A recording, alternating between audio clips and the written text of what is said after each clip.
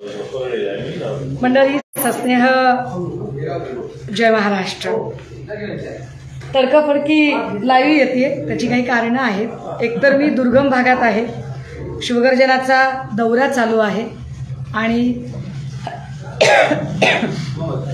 हा दौरा चालू असताना एकूण काही महत्त्वाच्या मुद्द्यांवरती आपल्याशी बोलणे गरजेचे होते, परंतु इतक्या तात्काळ मला इथे माध्यम प्रतिनिधींना बोलावणे शक्य नाहीये किंवा माध्यम प्रतिनिधींना बोलावून मला पत्रकार परिषद घेणे ही शक्य नाहीये, परंतु आपल्या सगळ्यांशी बोलले सुद्धा पाहिजे। तेव्हा कृपया सर्व माध्यम प्रतिनिधींना विनंती असेल की ही एका अर्थाने ऑनलाईन सगळ्या माध्यमांसाठी केलेलं हे संबोधन आहे, हे संबोधन आपण समजून घ्यावं। खेडला 5 तारखेला सभा झाली। खरं तर पक्षाची ज्या पद्धतीने सध्या आम्ही सगळेच एका संक्रमण काळातनं जात आहोत, अशा प्रसंगी जेव्हा निवडणूक आयोगाने एक रडीचा डाव खेळला, स्वायत्त यंत्रणांनी आपापल्या परीने राजकारण करणं सुरू केलं आणि असं सगळं चालू असताना पक्षाचं नावही गेलं, पक्षाचं चिन्हही गेलं। आता काय कराल तुम्ही, आता कसे लढाल, असं ज्यावेळेला एक हेटाळणी करून सातत्याने प्रश्न विचारला जात होता, तेव्हा पक्षाचं नावही गेलं, चिन्हही गेलं, आता कसे लढाल या प्रश्नाचं उत्तर हे खेडच्या विराट सभेने दिले। खेडच्या विराट सभेतले जे उद्धव दर्शन होते, या उद्धव दर्शनाने भल्या भल्यांचे डोळे विस्फारले गेले। ते तसे झाले नसते तरच नवल। सन्माननीय पक्षप्रमुखांनी जेव्हा हे सगळं चालू होतं राजकारण आणि खेडच्या सभेमध्ये संबोधन करतानाच सन्माननीय पक्षप्रमुख उद्धव साहेबांनी स्पष्ट केलं होतं की आज होळी आहे, म्हणजे 5 तारखेला होळी आणि त्यानंतर शिमगा, त्यामुळे शिमग्याच्या दिवशी लोक बोंबा मारणं फार स्वाभाविक आहे। खेडच्या सभेनंतर विरोधकांनी बोंबा मारायला सुरुवातही केली। अर्थात आम्ही त्यांना सगळ्यांना स्पोर्टिंग स्पिरिट नाही घेतलं। खेडच्या सभेनंतरच भारतीय जनता पार्टीचे अध्यक्ष चंद्रशेखर बावनकुळे यांनी असं म्हटलं की कटुता संपली पाहिजे आणि सगळ्यांनी गुण्यागोविंदाने एकत्र नांदलं पाहिजे। माध्यमांनी त्याच्या बातम्या चालवताना सांगितलं की आता भाजपकडून समेट करण्याचे संकेत येत आहेत का, blah blah blah blah blah, वेगवेगळ्या पद्धतीचे निष्कर्ष चालू होते। तेव्हाही आम्ही बोलताना असं म्हटलं होतं की भारतीय जनता पार्टीला जर कटुता संपवावीशी वाटत असेल, ही कटुता संपली पाहिजे असं त्यांचं म्हणणं असेल, तर आधी दुसऱ्यांची घरं फोडणं त्यांनी बंद केलं पाहिजे। एकीकडे तुम्ही दुसऱ्यांची घरं फोडाल, त्यांची माणसं फोडाल, त्यांच्यावर वाटेल त्या पद्धतीने आरोप कराल, त्यांच्यावर वाटेल त्या पद्धतीने तुम्ही चिखलफेक कराल, त्यांच्या कुटुंबातल्या महिलांवरती चिखलफेक कराल, मातोश्रीवर चिखलफेक कराल आणि दुसरीकडे कटुता संपवण्याची भाषा कराल, तो ऐसा कैसे चलेगा दादा, असं नाही होत। त्यामुळे कटुता संपवायची असेल तर ती दोन्हीकडून संपली पाहिजे। एक आता अजून एक महत्त्वाचा मुद्दा, मी आज लाईव्ह का येते आणि इतक्या तडकाफडकी आपल्याशी का बोलते। खेडच्या सभेच्या आधी अनेक वेळेला आमच्याकडून बैमानी करून गेलेल्या ज्या अनेकांनी अनेक मुक्तफळं उधळली, त्यात रामदास कदमांनी तर अगदी म्हणजे रामदासचा बामदास व्हावा इतक्या पद्धतीने रडून आकांड तांडव करून आपलं म्हणणं माध्यमांच्या समोर मांडलं आणि मांडताना सांगितलं की मी एकदाही मातोश्रीवर बोलणार नाही, कोणावरही बोलणार नाही। पण ते नंतर बोलत राहिले आणि अत्यंत वाईट पद्धतीने बोलत राहिले। त्या सभेनंतर तर त्यांनी अगदी भांडे घासण्यापर्यंतच्या, अगदी नळावर बायका भांडतात त्या पद्धतीने भांडण सुरू केलं, तरी आमच्याकडून त्यांना काहीच उत्तर गेलं नाही। पण ते एक महत्त्वाचं वाक्य त्यांनी उच्चारलं होतं की पक्षप्रमुखांनी कुटुंब सांभाळावे। पक्षप्रमुखांना पक्ष म्हणजे कुटुंब आणि कुटुंब सांभाळण्याचा सल्ला देणाऱ्या रामदास कदमांनी मुळात स्वतःचे कुटुंब कधी सांभाळले का? स्वतःच्या कुटुंबातल्या सख्ख्या भावांना, सख्ख्या बहिणींना त्यांनी खरंच सांभाळून घेतलं का? अडचण अशी आहे मंडळी, खेडच्या सभेमध्ये माजी आमदार संजय कदमांचा प्रवेश झाला। माजी आमदार संजय कदमांच्या प्रवेशानंतर खरं तर राष्ट्रवादीचे एक आमदार आमच्याकडे आले परंतु राष्ट्रवादीच्याही सगळ्या लोकांनी, कदाचित त्यांच्या समर्थकांनी हे समजून घेतलं की खेडची जागा ही पारंपरिक शिवसेनेची जागा आहे, त्यामुळे तिकडची उमेदवारी ही पारंपरिक पद्धतीने महाविकास आघाडीतही आमच्याकडे असणार आहे आणि त्या अनुषंगाने संजय कदमांची एंट्रीही झाली। पण त्या एंट्रीनंतर रामदास कदम आणि भारतीय जनता पार्टीने किती सूडाचे राजकारण करावे, किती सूडबुद्धीने वागावे, तर आज सकाळी रामदास कदम यांनी भारतीय जनता पार्टीला सांगून, होय मी थेट आरोप करते, होय मी थेट नाव घेऊन बोलतेय, होय मी थेटपणे कुठलाही आडपडदा न ठेवता, म्हणजे टाकायला जायचं आणि भांडं लपवायचं असा प्रकार आमच्याकडे नसतो असं आम्ही वारंवार सांगतो। शिवसेना म्हणजे ओपन किचन आहे, जे शिस्त ते दिसतं, आम्हाला कपटबुद्धी कळत नाही, आम्ही ओपनपणे बोलतो।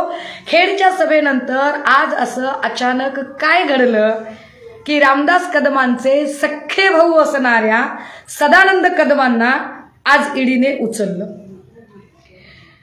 खरं तर ईडीने ही अटकेची कारवाई करताना किमान आधी सदानंद कदमांना एखादी नोटीस तरी देणं अपेक्षित होतं। विशेषतः काल सदानंद कदम यांच्यावर एक महत्त्वाची शस्त्रक्रिया झालेली आहे। एक महत्त्वाची शस्त्रक्रिया झाल्यानंतर आणि सदानंद कदम यांना विश्रांतीची आणि डॉक्टरी काळजीची प्रचंड गरज असताना सुद्धा सख्ख्या भावावर रामदास कदम इतक्या सूडबुद्धीने कशी काय कारवाई करू शकतात? काही लोक म्हणतील, अरे ईडीने कारवाई केली तर रामदास कदमांचा काय संबंध? कारवाई जरी ईडीने केली असली तरी मागची जी यंत्रणा हलवणारे जे हात आहेत ते रामदास कदमांचे हात आहेत, इतकं न समजण्या इतकं कुणी इथं दूध खुलं नाही।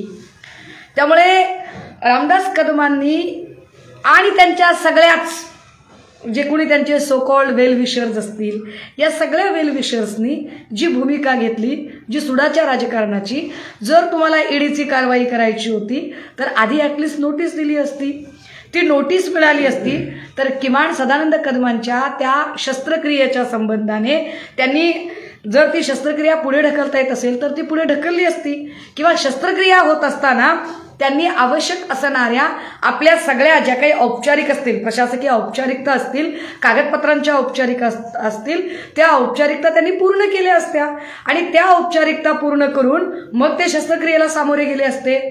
परंतु एखाद्या माणसावर काल शस्त्रक्रिया होते आणि आज अगदी सकाळी सकाळी त्याच्यावर ईडी कारवाई करते, आणि का कारवाई करते तर खेडची सभा फार सुंदर झाली म्हणून।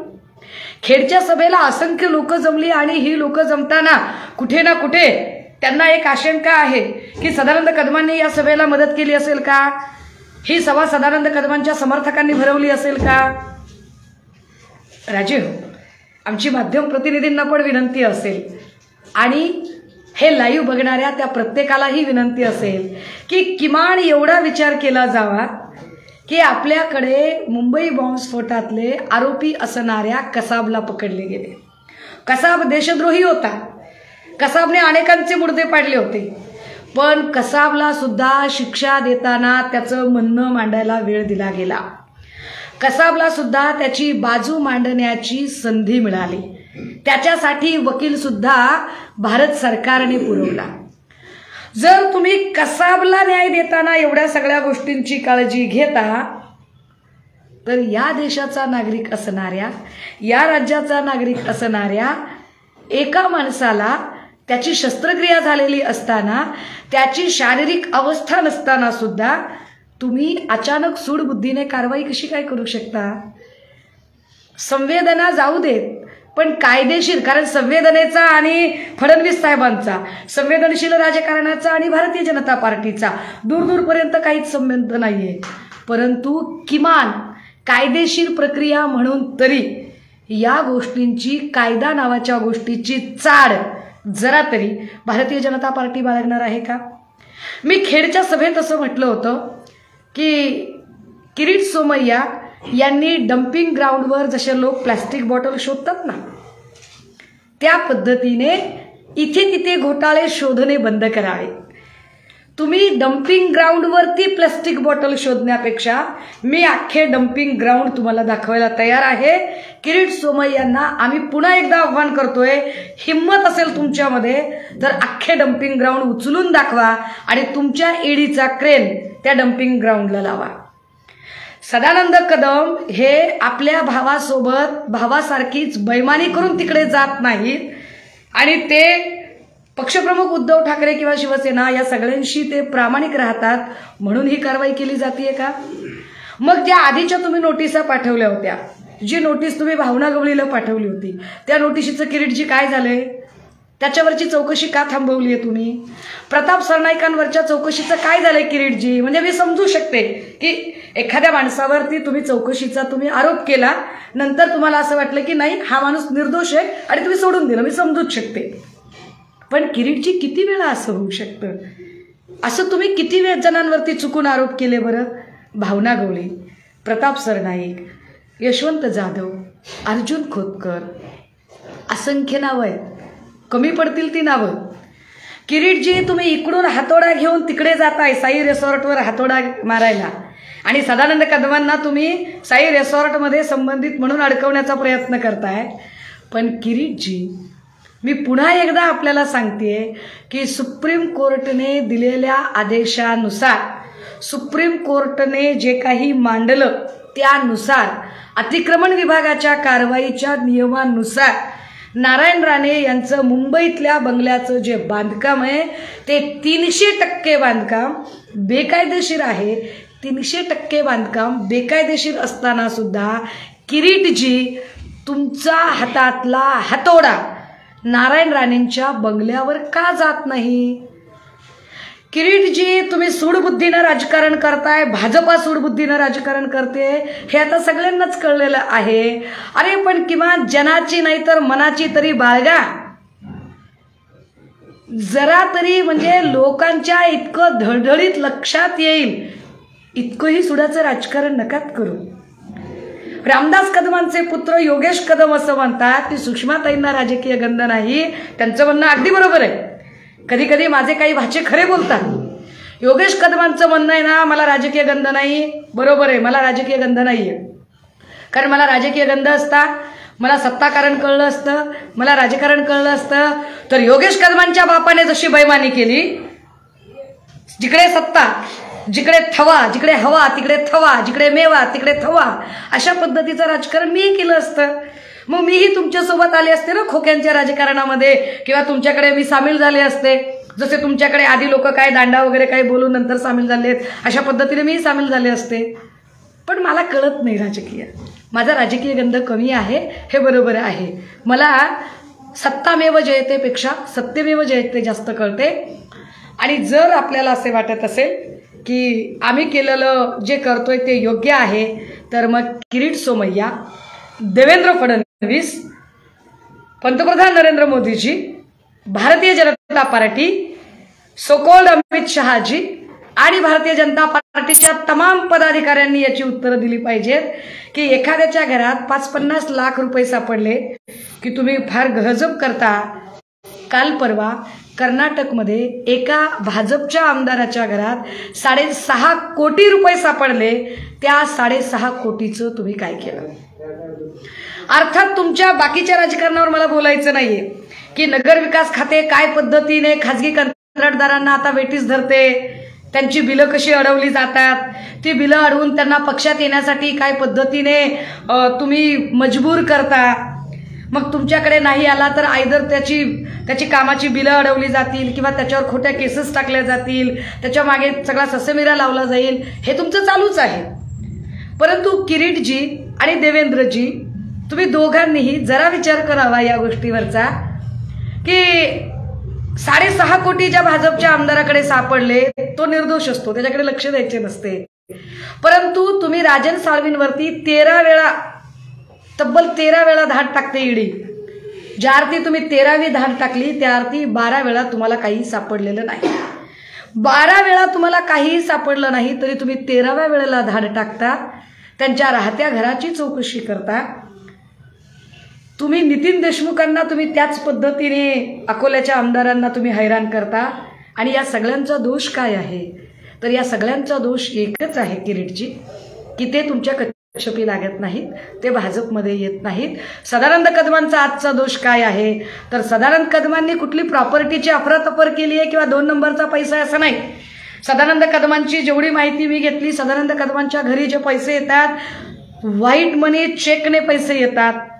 सदानंद कदमांचा दोष इतकाच की सदानंद कदमांनी खेडची सभा झाल्यानंतर, खेडची सभा संपल्यानंतर सन्माननीय पक्षप्रमुख उद्धव साहेबांना आपल्या हॉटेलवर चहाला बोलावले. फक्त उद्धव साहेब सदानंद कदमांच्या घरात चहा प्यायला जातात एवढ्या एका कारणावर जर तुम्ही सदानंद कदमांना अशा पद्धतीने सूडबुद्धीने ताब्यात घेत असाल तर हे भारतीय जनता पार्टीने लक्षात ठेवावे की तुमच्या सुडाच्या राजकारणाला प्रत्येक गोष्टीचा अंत असतो. अति केलं हसू आलं, प्रत्येक गोष्टीला शेवट असतो. शेवटाशिवाय जर आरंभ ठरला आहे तर शेवट सुद्धा ठरलेला आहे. सुडाच्या राजकारणाचा आरंभ तुम्ही केलाय, संविधानिक मार्गाने त्याचा शेवट करण्याची जबाबदारी ही आमची असेल. आम्ही वारंवार सांगतोय, जोपर्यंत देवेंद्र फडणवीस, भारतीय जनता पार्टी आणि तमाम भारतीय जनता पार्टीचं कपट कारस्थानाचं राजकारण तुमच्या सोबत आहे आणि कपट नीतीने फासे टाकणारे लोक तुमच्या सोबत आहेत, तोपर्यंत कदाचित स्वायत्त यंत्रणांना हाताशी धरून तुम्ही प्रत्येक डाव जिंकत राहाल. पण ज्याही दिवशी हा सगळा लढा जनतेच्या दरबारात गेलेला असेल त्या दिवशी मात्र न्याय हा सत्याच्या बाजूने असेल. आजच्या दिवशी सदानंद कदमांवरची कारवाई ही सूडबुद्धीने झालेली कारवाई आहे. याच्याकडे सगळ्याच लोकांनी गांभीर्याने लक्ष देण्याची गरज आहे की एका सभेनंतर, म्हणजे हे भीती दाखवणं आहे की तुम्ही एक सभा सक्सेस केली का, फार तुम्ही उद्धव साहेबांना समर्थन करताय का, मग उद्धव साहेबांना जो जो समर्थन करेल त्याला ईडी आत टाकेल, त्याला सीबीआय आत टाकेल, त्याच्यावरती त्या प्रत्येकावरती LCB त्याच्या मागे लागेल, पोलीस कारवाया त्याला हैराण करून सोडतील. म्हणजे येणाऱ्या काळातल्या ज्या उद्धव साहेबांच्या सभा आहेत त्या सभांना खीळ घालण्यासाठी जर इतकं गलिच्छ आणि घाणेरडं राजकारण तुम्ही करत असाल तर एका अर्थाने तुम्ही आमची हौसला अफजाई करताय. देवेंद्रजी, आम्ही तुमचे आभार मानतो की तुम्ही आमचं खच्चीकरण अजिबात करत नाही आहात, तुम्ही आमची हौसला अफजाई करताय, तुम्ही आमचा उत्साह वाढवताय. कारण तुम्ही ज्या बिथरलेपणातनं या सगळ्या कारवाया भाजपा करत आहे त्यातनं तुम्ही आम्हाला हे दाखवून देताय, सप्रमाण सिद्ध करून देताय की तुम्ही घाबरलेले आहात, तुमची गाळण उडालेली आहे, तुमच्या पायाखालची जमीन सरकलेली आहे, खेडच्या विराट उद्धव दर्शनाने तुमच्या तोंडचे पाणी पळालेले आहे. त्यामुळे तुम्ही अद्वा बोलत आहात. आम्ही ठरवून घेतलेलं आहे, तुम्हाला जे करायचं ते करा. अजून आमचे राहिलेले जे गिनेचुने लोक आहेत ना, आमच्या सगळ्यांवरही तुम्ही कारवाया करायच्या ठरवा. परंतु असं होऊ नये भारतीय जनता पार्टीच्या बाबत की सगळ्याच लोकांनी एक दिवस जेल भरो आंदोलनासाठी सगळ्यांनीच रस्त्यावर उतरवावं आणि तुमचे पोलीस स्टेशन आणि तुमच्या जेल कमी पडतील. पण लोकांचा उत्साह आणि लढण्याची जिद्द संपणार नाही. तुर्तास भारतीय जनता पार्टीच्या या सुडाच्या राजकारणाला आम्ही शुभेच्छा देतो आणि तुमच्यासोबत तुमच्यासारखी कपट नीतीने नाही पण बरोबरीने आणि संविधानिक लढाई लढण्यासाठी आम्ही डटके तयार आहोत, एवढंच सांगते. नवीन आणि ताज्या घडामोडींसाठी महाराष्ट्र जनभूमी न्यूजला सबस्क्राईब करा. त्याचबरोबर बेल आयकॉनवर क्लिक करा आणि मिळवा आमच्या बातम्यांचे नोटिफिकेशन्स.